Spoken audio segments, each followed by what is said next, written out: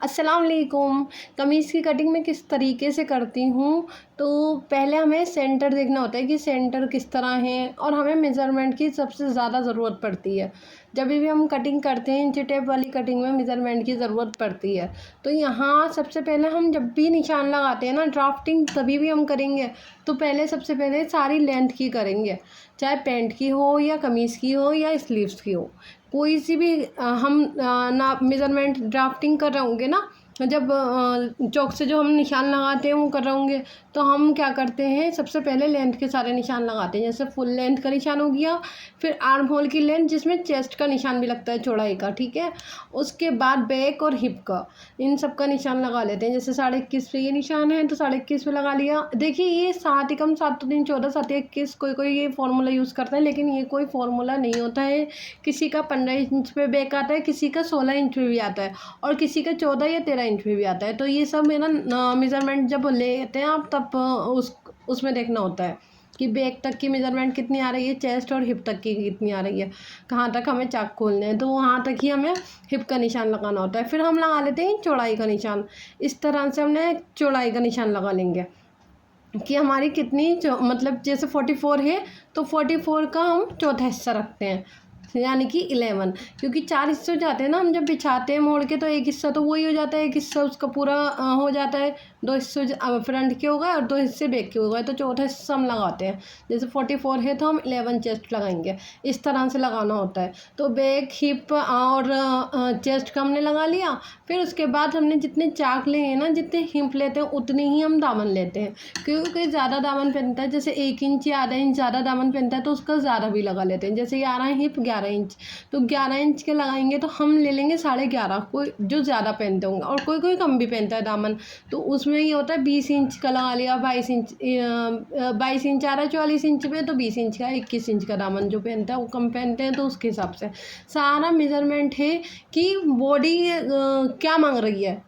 जैसे हम कोई भी अगर हमारे पास आ रहा है तो वो कैसा मांग रहा है, उसकी बॉडी क्या मांग रही है, किस तरह से हमें निशान लगाने हैं, सब चीज़ें हमें देखनी होती हैं।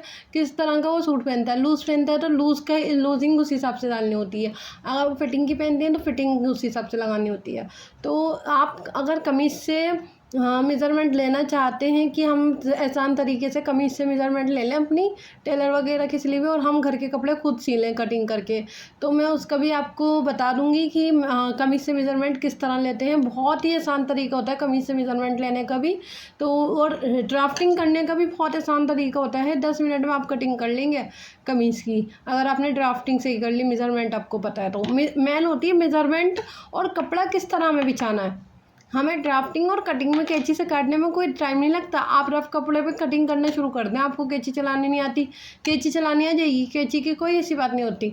मेन जो होती है मेज़रमेंट और कपड़ा किस तरह में मोड़ के बिछाना है, किस तरह में लेंथ निकालनी है, 2 मीटर कपड़े में किस तरह हमारी फुल लेंथ आ जाए, या 2.5 मीटर कपड़ा है, या बीच का सेंटर जैसे डिज़ाइन बना हुआ होता है बीच में, तो वो किस तरह में सेंटर बनाना है, तो इस चीज़ का हमें देखना होता है ना। अब जैसे इसमें फ्लावर बने हुए हैं तो ये सेंटर हमें निकालना है। साइड के हम ये नहीं सोचेंगे स्लीव्स निकल जाएँ तो हम डिज़ाइन साइड में कर दें, नहीं, हमें सेंटर ही निकालना पड़ेगा, चाहे स्लीव्स में हमें 3 जोड़ लगाने पड़े।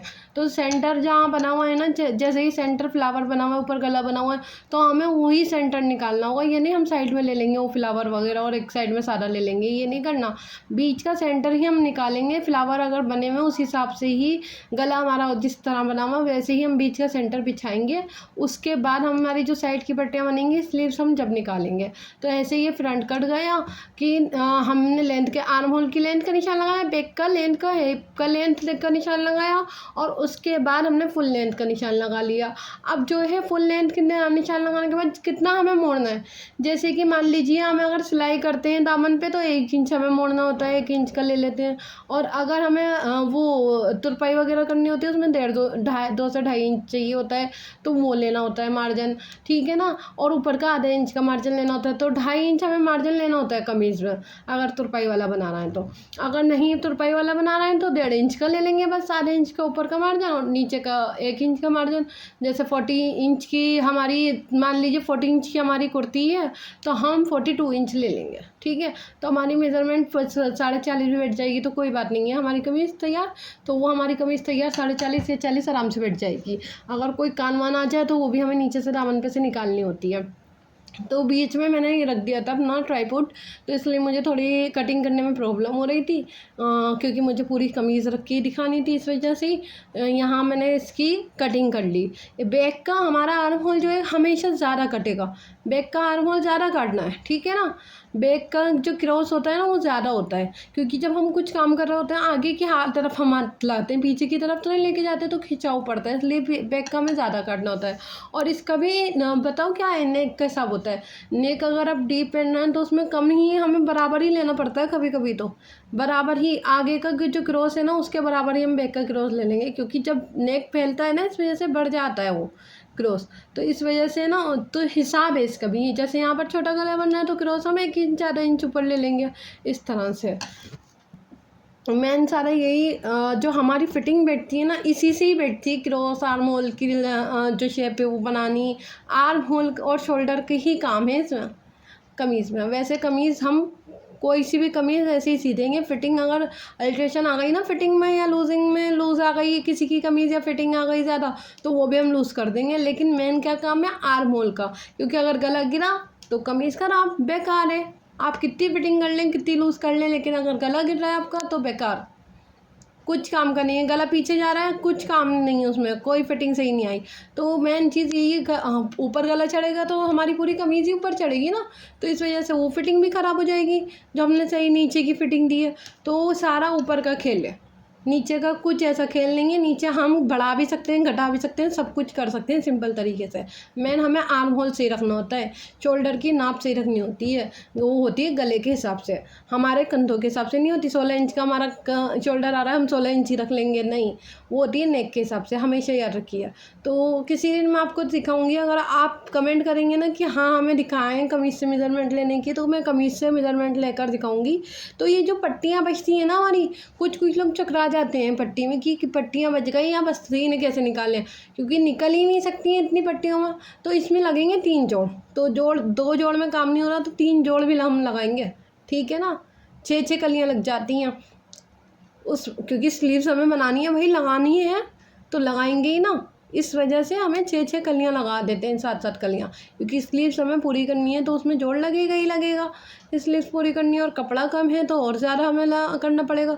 तो यहाँ जो स्लीव्स की पट्टियाँ हैं ना, ये जो सबसे बड़ी पट्टी होगी उसको तो हम बीच के सेंटर में ले लेंगे और सारी पट्टी हम साइडों में लेंगे, ठीक है ना। तो इसमें 3 से 4 जोड़ आएंगे, 3 जोड़ तो आएंगे ही आएंगे, ठीक है ना। तो इस तरह से हम कर सकते हैं काम। और रही बात इसकी कमीज़ कटिंग की, तो कमीज़ कटिंग करने में या कैंची चलाने में या फिर मैंने आपको बताया ना कैंची चलाने में या ड्राफ्टिंग करने में बहुत आसान है कमीज़ की कटिंग। सिंपल कमीज़ की कटिंग आप कैसे भी कर सकते हो, सिंपल कमीज़ ही नहीं, आप ब्लाउज़ कुछ भी कट कर सकते हैं आप, अगर आपको मेज़रमेंट लेनी आ गई सही।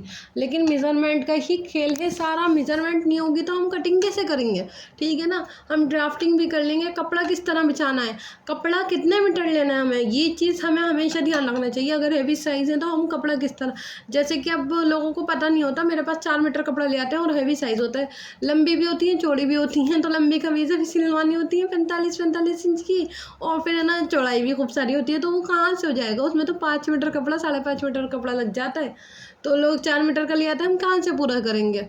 तो वहाँ क्या होता है, कंधे पे हमारे जोड़ लगा दो, है ना। कंधे पे हम जोड़ भी लगा देंगे तब भी नहीं होगा। पैंट का हम बनाते हैं ना तो अब भी हमारा पूरा हो जाता है, क्योंकि हम पैंट में ऊपर जोड़ लगा देंगे, साइड में से हमारा कपड़ा निकल गया तब भी हम कर लेते हैं। लेकिन अगर सलवार कमीज़ बनानी है तो कभी पूरा नहीं हो सकता 4 4.5 मीटर में। तो वैसे भी 4.5 मीटर कपड़ा तो हमें चाहिए ही चाहिए अगर हम पैंट भी बना रहे हैं तो हैवी साइज़ की और लॉन्ग कमीज़ के लिए, ठीक है ना। तो कुछ लोग 4 मीटर कपड़ा ले आते हैं, पता नहीं होता है, तो ये चीज़ पता करनी ज़रूरी है हमें कपड़ा कितना लेना है। अगर हम कोई सूट बनाना है तो वो कस्टमर को कितना कपड़ा बताएंगे, ये चीज़ हमें पता होनी ज़रूरी है।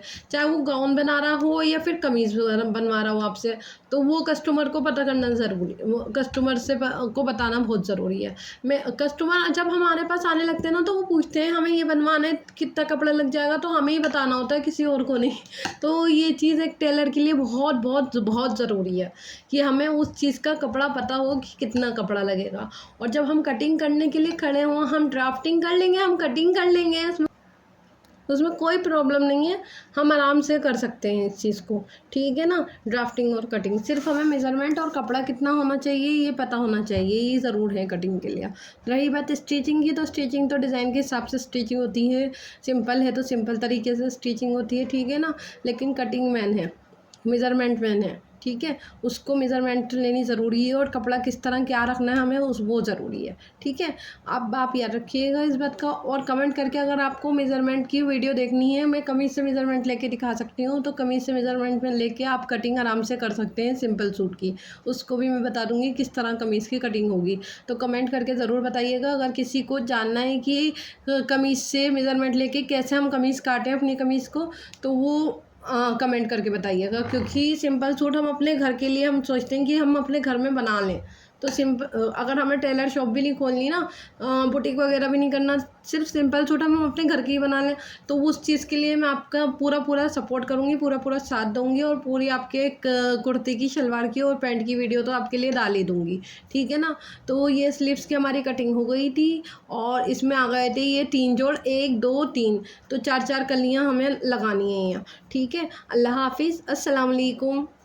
और वीडियो पसंद आए तो लाइक कर दीजिएगा, सब्सक्राइब कर लीजिए, नया आए तो चैनल पे। अल्लाह हाफिज़।